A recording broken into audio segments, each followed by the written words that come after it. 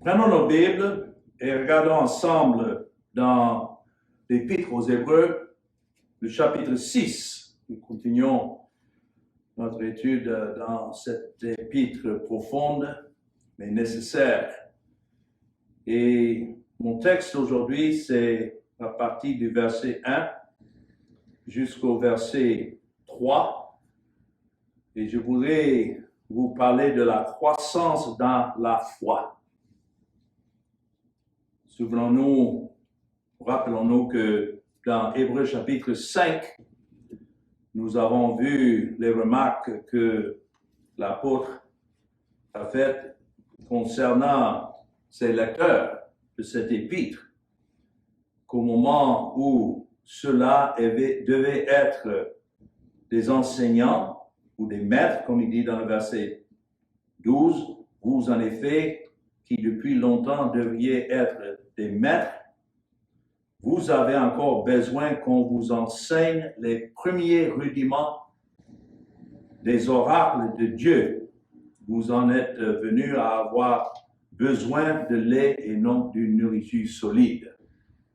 Donc, ici dans le chapitre 6, et rappelons-nous que dans le texte original, il n'y avait pas de division de chapitres. Ces chapitres ont été placés par les éditeurs plus tard pour nous aider, nous faciliter à la lecture.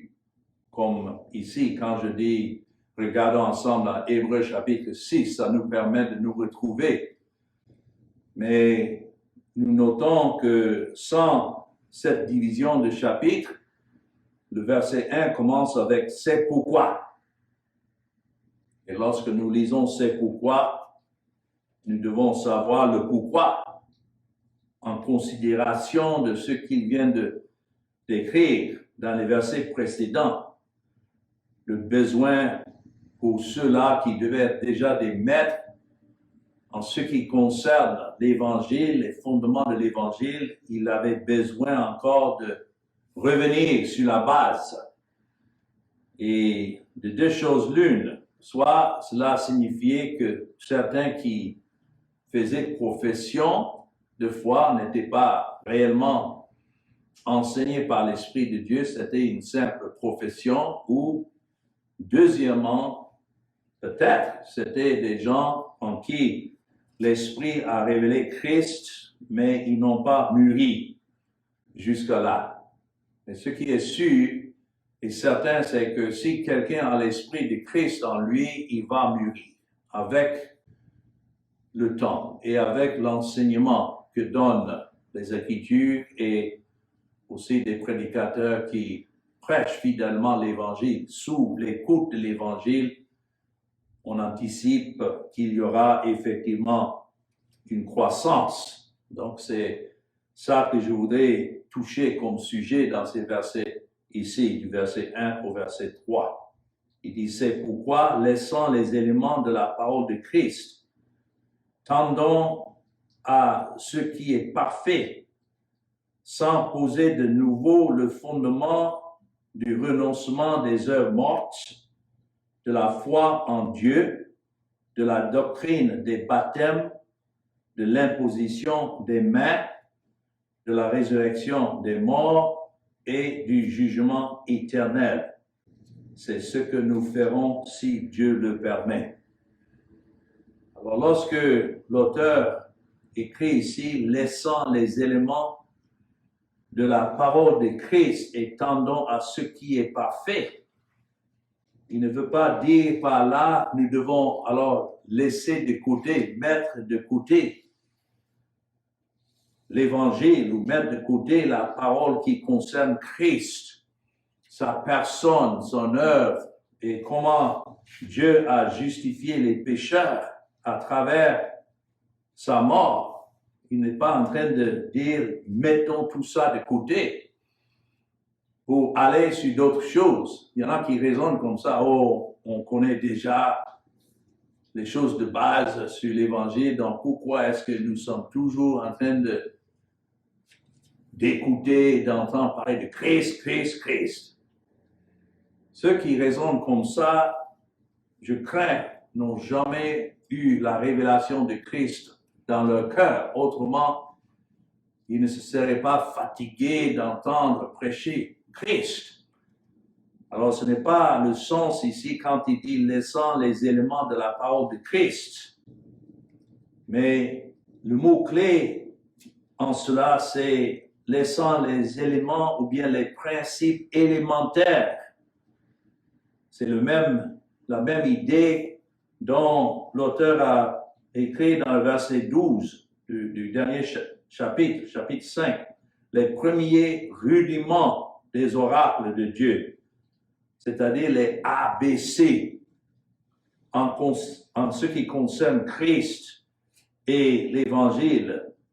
Quand il dit laissant de côté ou bien laissant les éléments, c'est comme un professeur dans la classe qui dit, bon, nous avons déjà étudié cette partie de la leçon, maintenant, avançons et voyons comment les principes de ce que nous venons d'étudier et d'apprendre s'appliquent maintenant dans la vie de tous les jours.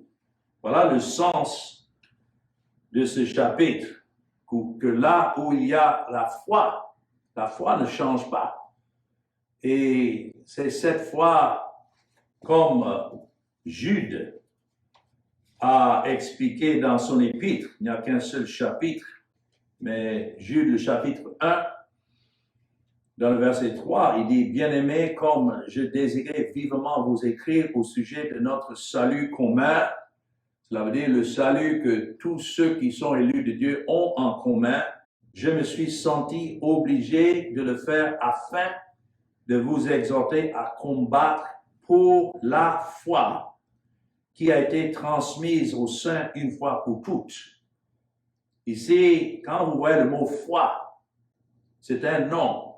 Donc, il s'agit du contenu de l'évangile révélé en Jésus-Christ et dans son œuvre accomplie pour le salut. La foi, il n'y a qu'une seule foi qui a été transmise ou révélée aux saints une fois pour toutes, c'est-à-dire dans cet évangile de Christ que nous lisons ici dans les Écritures concernant sa mort.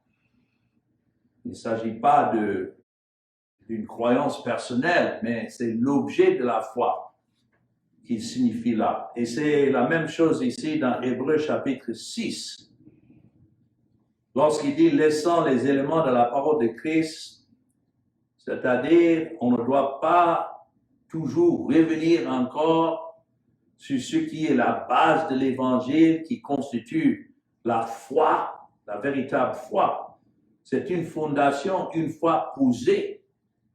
Donc on ne doit pas continuer à tourner autour et revenir sur cette fondation et essayer de remettre de nouveau la fondation. Lorsqu'on bâtit une maison, on place la fondation une fois pour toutes et puis on construit. Si vous voyez les maçons qui mettent la fondation mais qui n'avancent jamais pour monter les murs, vous allez peut-être poser la question, mais pourquoi est-ce que vous avez alors posé ce fondement? Et c'est la même chose dans nos prédications, dans l'enseignement. S'il s'agit des gens qui viennent nous écouter, bien sûr, on doit insister au début sur le fondement de l'Évangile et continuer à insister là-dessus, mais on bâtit sur ce fondement. On continue à développer selon les Écritures tout ce que cet Évangile a à nous enseigner concernant Christ et concernant cette grâce de Dieu en lui. Donc, c'est pourquoi il dit « tendons à ce qui est parfait ». Ici, le mot « parfait », ce n'est pas que les simples fondements, le principe de l'Évangile ne sont pas parfaits, ce n'est pas dans ce sens. Tout ce qui concerne Christ et son Évangile et sa mort, sont parfaits. Mais ici, le sens, c'est dans le sens « tendons vers la maturité ». Le sens de ce mot « parfait », c'est concernant un enfant qui grandit et devient adulte. Et lorsque nous éduquons, nous corrigeons nos enfants, c'est dans ce but qu'à travers nos enseignements, ils deviennent effectivement mûrs. Voilà le sens de ce mot parfait ici. L'écrivain aux Hébreux a dit que, il n'est pas en train de dire que nous pouvons atteindre cette perfection dans nos vies. Ce n'est pas dans ce sens que nous devons comprendre. Tendons à ce qui est parfait. Rien dans cette chair ne peut être parfait, mais nous tendons dans la croissance, dans la grâce de Dieu, vers ce qui est parfait, dans le sens de mûrir en Christ, parce que Christ seul est parfait. Et donc, c'est clair ici, c'est dans ce sens-là qu'il dit « passons à la perfection ». C'est-à-dire, grandissons et que nous croissons dans, comme Pierre l'a dit dans 2 Pierre chapitre 3, le verset 18, croissons dans la grâce. Mais comment est-ce que cela se passe? C'est dans la connaissance de Jésus-Christ. Dans 2 Pierre chapitre 3 et le verset 18, c'est l'exhortation que Pierre donne à ses auditeurs. Mais croissez dans la grâce. Et notez, c'est attaché à la connaissance de notre Seigneur et Sauveur Jésus-Christ. À lui soit la gloire maintenant et pour l'éternité.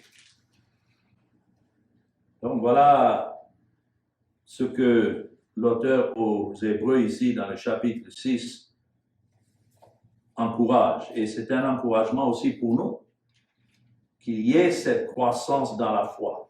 Même en tant que prédicateurs, nous ne pouvons pas simplement nous baser sur une révélation de Christ précédente dans l'Évangile pour dire, voilà, j'ai toute connaissance.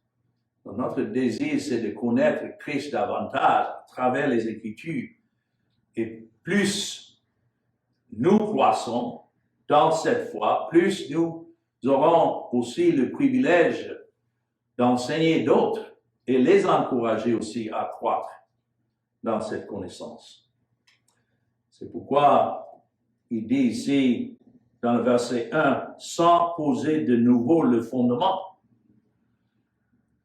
Donc, si effectivement nous prêchons à ceux qui sont régénérés par l'Esprit de Dieu, peu qu'ils soient, je ne veux pas dire qu'il y a une congrégation où tous ceux qui fréquentent auront déjà cette connaissance de l'Évangile. Donc, nous devons bien sûr insister là-dessus chaque fois que nous prêchons, comme Paul l'a dit aux Corinthiens, dans 1 Corinthiens chapitre 2. Il dit, pour moi, frère, lorsque je suis allé chez vous, ce n'est pas avec une supériorité de langage ou de sagesse que je suis allé vous annoncer le témoignage de Dieu. Il y en a qui pensent si peu de l'Évangile qui disent, oh non, mais ça c'est facile, ce sont les principes de base. Maintenant, ils avancent dans leur prédication et dans leur enseignement avec un langage de supériorité et de sagesse, selon eux. Mais Paul dit ici, dans 1 Corinthiens 2, le verset 2, « Car je n'ai pas eu la pensée de savoir parmi vous autre chose que Jésus-Christ et Jésus-Christ crucifié. » Alors, c'est ça notre ambition chaque fois que nous prêchons.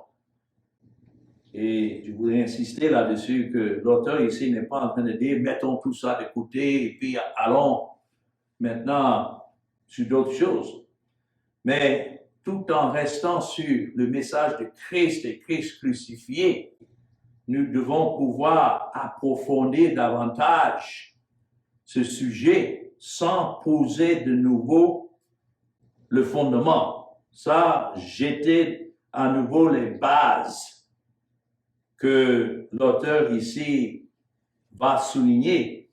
Et il souligne 6 différents articles de foi, si vous voulez. Il dit, premièrement, poser de nouveau le fondement concernant le renoncement aux œuvres mortes. Et puis, deuxièmement, il dit de la foi en Dieu. Troisièmement, il dit de la doctrine des baptêmes. Et notez, c'est au pluriel, je reviendrai là-dessus. Quatrièmement, il parle de l'imposition des mains. Et puis, cinquièmement, de la résurrection des morts. Et puis, sixièmement, du jugement éternel. En tout cela, nous avons 6 principes de fondement concernant l'Évangile, dont ceux qui sont enseignés dans l'Évangile ne doivent pas revenir là-dessus. Alors, certainement, le principe de base, il commence avec le renoncement aux œuvres mortes. C'est-à-dire que si Christ est révélé dans le cœur, donc nous renonçons. Ça, c'est le principe de base. On ne doit pas revenir là-dessus pour expliquer. Nous ne devons pas revenir encore sur le repentir, c'est-à-dire le sens ici, renoncement aux œuvres mortes, c'est la repentance. Et nous savons que ça, c'est un principe de base où Christ est révélé et glorifié. Donc, c'est l'œuvre de l'Esprit qui tourne le cœur du tel pécheur à Christ. Et c'est dans le renoncement de toute œuvre, appelée ici œuvre morte, c'est-à-dire les œuvres de nos mains, ou bien notre propre décision, disant en quelque sorte que non, ces choses comptent devant Dieu.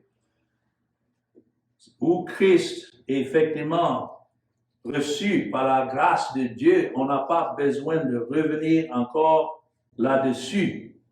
Et puis, essayer de montrer aux gens la différence entre les œuvres mortes et l'œuvre du Seigneur Jésus-Christ. Il n'y a pas de comparaison. Ceux qui ont eu des yeux ouverts regardent à Christ et à son œuvre accomplie une fois pour toutes pour leur péché. Alors, c'est dans ce sens que l'auteur ici dit que ceux qui sont enseignés par l'Esprit, on n'a pas besoin de revenir là-dessus. S'il faut revenir là-dessus et insister, il faut dire que ces gens à qui nous prêchons jusque-là sont encore dans les ténèbres. Paul, en écrivant à Tite, dans Tite chapitre 3 et le verset 5, il a dit ceci: il nous a sauvés, non à cause des œuvres de justice que nous aurions faites. Voilà les œuvres mortes. Quelqu'un qui est enseigné de Christ et de l'Esprit de Christ, ça, ce n'est pas une question pour lui, alors de dire, oui, mais est-ce que mes œuvres ne comptent pas pour quelque chose? Non. Un enfant de Dieu, né de nouveau, ne raisonne pas comme ça. Il nous a sauvés, non à cause des œuvres de justice que nous aurions faites, mais selon sa miséricorde, par le baptême de la régénération et le renouvellement du Saint-Esprit. C'est-à-dire, c'est l'Esprit qui révèle cela et qui cause un pécheur de faire cette confession de foi. Il nous a sauvés. Point.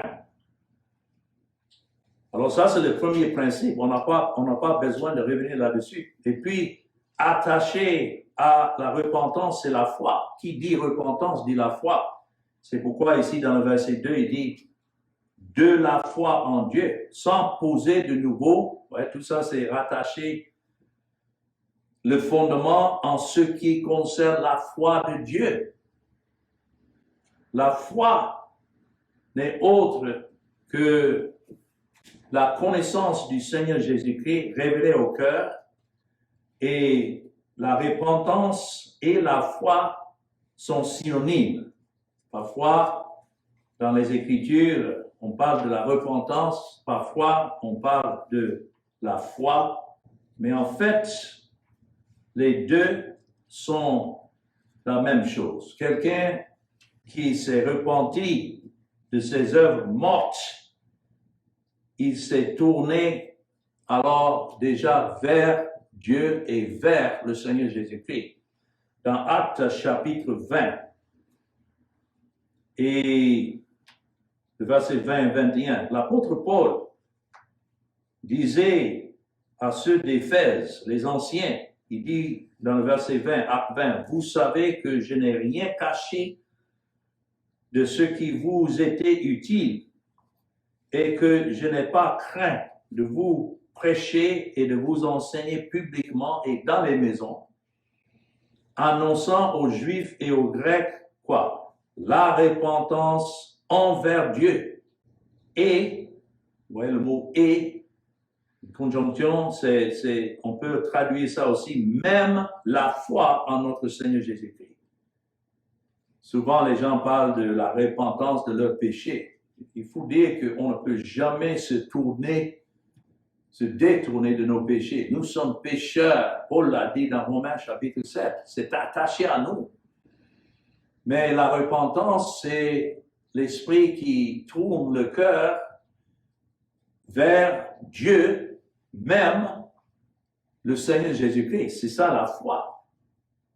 Alors ici, dans Hébreux chapitre 6, l'auteur est en train d'insister que là où cette foi est révélée, on ne devrait pas encore reposer de nouveau le fondement pour expliquer alors la foi. La foi, c'est la persuasion que l'Esprit de Dieu donne aux pécheurs que Christ a rachetés et que Dieu a élus, qu'effectivement leur salut est en Christ du début jusqu'à la fin. Et c'est pourquoi ces deux sont inséparables. Quand on considère ce qui est de renoncer aux œuvres mortes et puis en même temps avoir la foi en Dieu. C'est la même chose. Et encore là où Christ est clairement révélé dans le cœur, on ne devrait pas reposer encore ce fondement. Mais passons maintenant au troisième principe qui est souligné ici dans ce passage. Et là, l'auteur parle de la doctrine des baptêmes.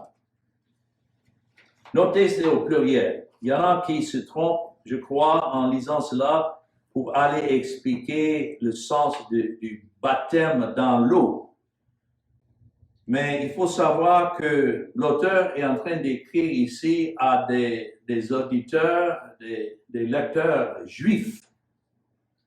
Et qu'est-ce qu'il y avait dans leur passé? Qu'est-ce qu'il y avait dans la loi qui concernait les baptêmes?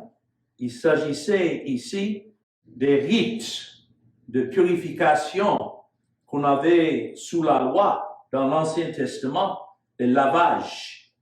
Peut-être une autre manière de lire cela, c'est de la doctrine des lavages.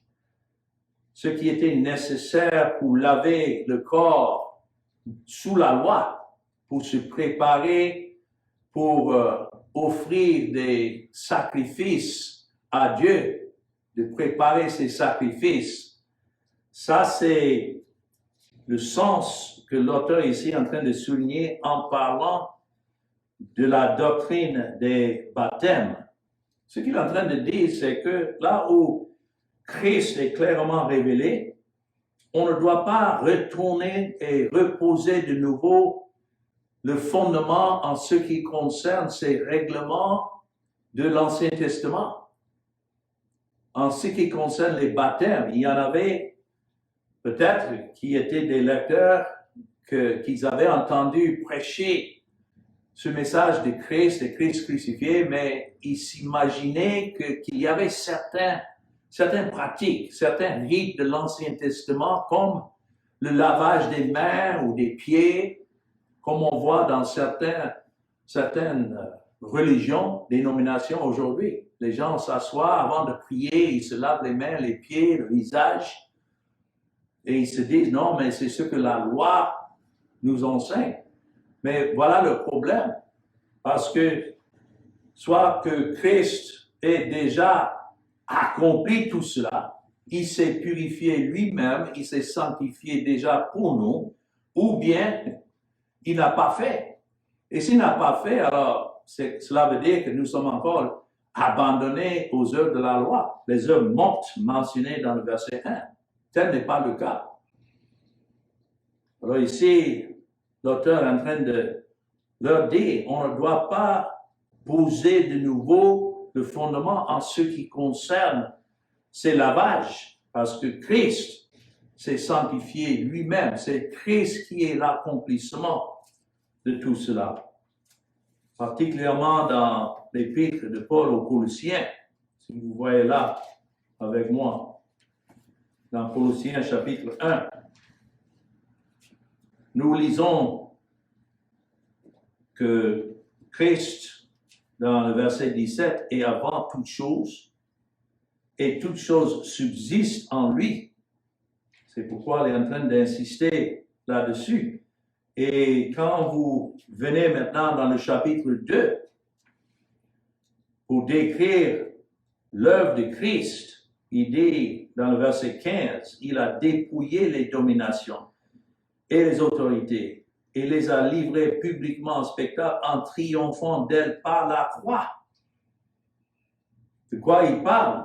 Il parle des ordonnances et de tout ce qui a assujetti le peuple de Dieu sous la loi et dans la condamnation. Dans le verset 14, il a effacé l'acte dont les ordonnances nous condamnaient. Même les purifications de l'Ancien Testament ne pouvaient pas purifier. C'était simplement un symbole de la purification que Christ devait accomplir lorsqu'il serait venu. Et il dit dans le verset 14, et qui subsistait contre nous, et il l'a détruit en le clouant à la croix. C'est pourquoi, verset 16, que personne donc ne vous juge au sujet du manger ou du boire, ou au sujet d'une fête, d'une nouvelle lune ou des sabbats. Encore, toutes ces lois qui existaient dans l'Ancien Testament, c'était l'ombre des choses à venir, mais le corps est en Christ.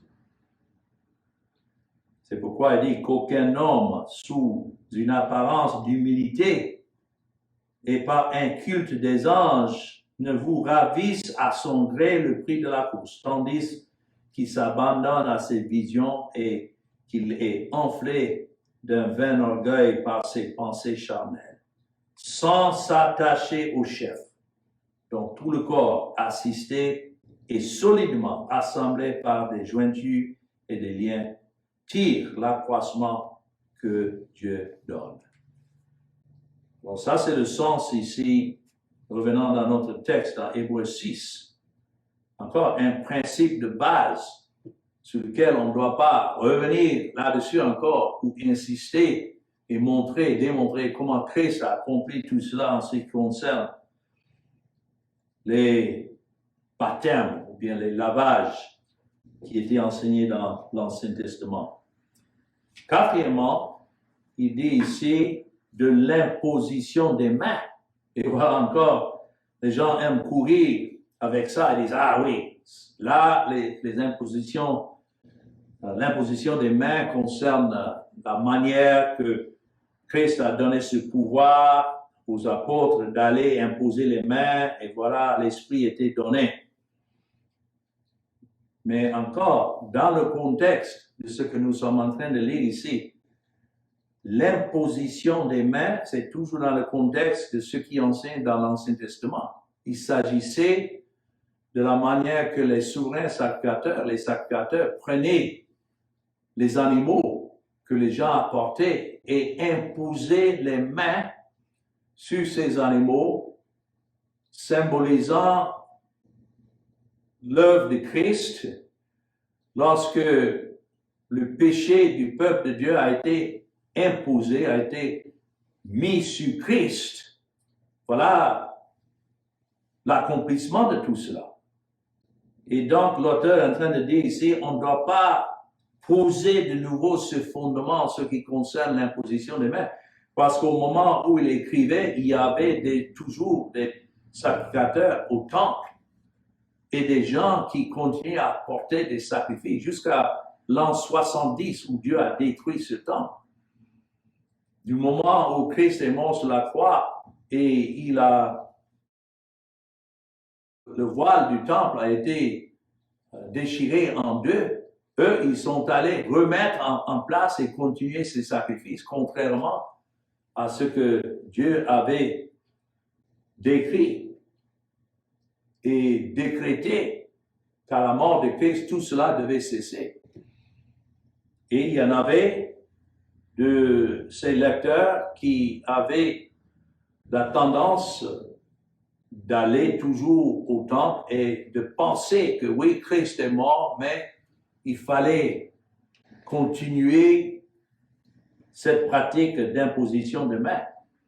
C'est pourquoi il dit, ce qui est clair, c'est que Christ a accompli tout cela. Donc, on ne doit pas être à cette place de poser de nouveau ce fondement en ce qui concerne l'imposition des mains. Et puis, cinquièmement, il parle de la résurrection des morts. Et ici, encore, il y en avait au jour des apôtres, et surtout dans le premier siècle, qui reniaient la résurrection des morts. C'est pourquoi l'apôtre Paul a dû écrire ce qu'il a écrit aux Corinthiens, parce qu'il y en avait qui disaient que non, ça n'existe pas. Bien sûr, Christ est venu, il est mort, il est ressuscité, et ça a été même enseigné par ceux qui disaient qu'ils prêchaient Christ, que c'était la seule résurrection qui était nécessaire. Qu'on ne doit pas anticiper encore une future résurrection physique, qu'après la résurrection de Christ, tous ceux qui sont morts, donc ils sont déjà ressuscités en lui. Mais en écrivant dans 1 Corinthiens chapitre 15, tout ce long chapitre, Paul insiste là-dessus que non, ce n'est pas seulement la mort de Christ qui est le fondement de l'Évangile, mais la résurrection des morts fait part aussi. Et il le dit que si Christ n'est pas, parce qu'il y en a qui disaient que Christ n'était pas ressuscité. Alors, il insiste là-dessus que, comme dans le verset 17, si Christ n'est pas ressuscité, votre foi est vaine et vous êtes encore dans vos péchés. Et dans les premiers versets de ce chapitre, il insiste là-dessus. Dans le verset 3, je vous ai enseigné avant tout, comme je l'avais aussi reçu, que Christ est mort pour nos péchés selon les Écritures, qu'il a été enseveli et qu'il est ressuscité le troisième jour selon les Écritures, et qu'il a apparu à Céphas, puis aux 12. Mais il y en avait qui reniaient la résurrection. Donc c'est pourquoi l'auteur est ici en train de les mettre en garde, de ne pas être attiré de droite à gauche par cet enseignement qui était populaire au jour, mais de rester sur la base de l'Évangile, que lorsque Christ est mort, il est ressuscité. Ça, c'est la preuve de notre justification devant Dieu, qu'il est ressuscité, il est monté au ciel. Et qu'à la fin des temps, tous ceux qui sont morts en lui seront ressuscités avec lui. Et on ne doit pas toujours revenir et insister là-dessus. Parfois, on est en face des gens têtus à cause de leur péché, à cause de leur nature dépravée, à cause de leur aveuglement. Et donc, les principes de base en ce qui concerne l'Évangile, ils sont toujours en train de poursuivre d'autres enseignements. Et ici, l'auteur aux Hébreux en train de leur dire que non, si vous êtes effectivement, et c'est là que nous allons voir la prochaine fois dans le verset 4, la différence entre ceux qui sont véritablement régénérés et qui appartiennent à Christ par rapport à ceux qui simplement ont goûté la bonne parole de Dieu, mais après ont abandonné. Donc, c'est important de savoir que tout ce que nous sommes en train de lire ici sont des points que ceux qui s'opposent à l'Évangile insistent là-dessus, que ce soit en insistant sur leurs propres œuvres, en pensant que la foi, c'est quelque chose qui vient de leur volonté, en imaginant qu'il y a des aspects de la loi que nous devons toujours garder et poursuivre, ou bien en ce qui concerne la résurrection des morts, ne voyant pas que ça fait partie de l'œuvre de Christ qu'il est venu accomplir. Et c'est pourquoi le 6e point ici, il parle du jugement éternel. Il y en a qui ignorent et qui ignoraient qu'en fait, après la mort vient le jugement. Il y avait qui étaient parmi ceux qui prêchaient que non, lorsqu'on est mort, c'est fini. On meurt comme des chiens. Et encore, Paul, dans 1 Corinthiens chapitre 15, insiste là-dessus, que si tout ce que nous avons comme espoir, c'est dans cette vie, alors pourquoi souffrir de la manière que nous souffrons en nous identifiant avec Christ et son évangile? Donc ici, l'auteur dit qu'on n'a pas besoin de poser de nouveau ce fondement en ce qui concerne le jugement éternel, que nous savons ce que disent les Écritures et que nous sachons que si nous ne sommes pas en Christ, si Christ n'a pas payé notre dette à la croix, alors ce qui nous attend, c'est un jugement éternel. Mais en même temps, si Christ est mort pour nous, nous savons que ce jugement a déjà eu lieu. Il n'y aura plus de jugement, il n'y a plus de condamnation, Paul le dit dans Romains chapitre 8, pour ceux qui sont en Christ. Alors c'est dans ce sens que l'auteur aux Hébreux dit que nous devons croître dans notre connaissance de la foi. On ne doit pas toujours revenir sur ces principes de base qui sont clairement annoncés déjà dans l'Évangile. Il ne doit pas avoir de débat là-dessus si nous savons effectivement tout ce que Christ a accompli.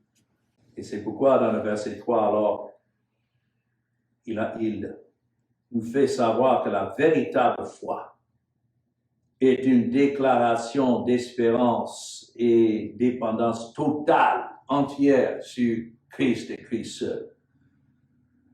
Il dit, c'est ce que nous ferons si Dieu le permet. Il parle d'avancer, tendons vers ce qui est mûr, qui fait mûrir, comme il dit dans le verset 1. Et lorsqu'il dit, c'est ce que nous ferons si Dieu le permet, il est en train d'écrire, et nous savons qu'il y a beaucoup de chapitres encore dans cette épître, où il va dans les profondeurs davantage. Comme il a commencé, il continue les profondeurs de Christ crucifié. Mais il aussi, il était dépendant entièrement de Dieu. Il dit, si Dieu le permet. Il ne savait pas, lorsqu'il écrivait, jusqu'à quel point le Seigneur permettrait à ceux qui achèvent ce qu'il était en train d'écrire. C'est comme nous. Nous préparons nos messages et nous demandons au Seigneur de nous aider dans la proclamation de ces messages concernant Christ. Mais nous ne savons pas à quel point Dieu nous prendra de cette vie, ou bien qu'il chassera ceux qui viennent nous écouter et ils iront ailleurs pour aller écouter autre chose. Tout cela dépend de Dieu. Ce n'est pas nous qui sommes au contrôle, mais c'est Dieu qui dirige en toutes ces choses pour sa gloire. Mais le point, c'est que nous croissions dans cette foi qui est clairement révélée dans l'Évangile. Et je peux dire que tous ceux qui sont effectivement, véritablement en Christ, c'est ce qu'ils feront. Ils croîtront parce que l'Esprit est avec eux. Alors que le Seigneur bénisse sa parole. Amen.